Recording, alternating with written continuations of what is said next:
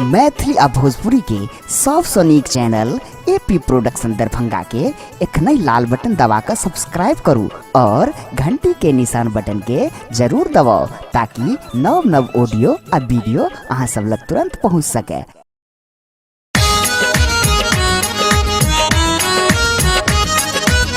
एखन अपने सब सुन रहल छी एपी प्रोडक्शन के प्रस्तुति।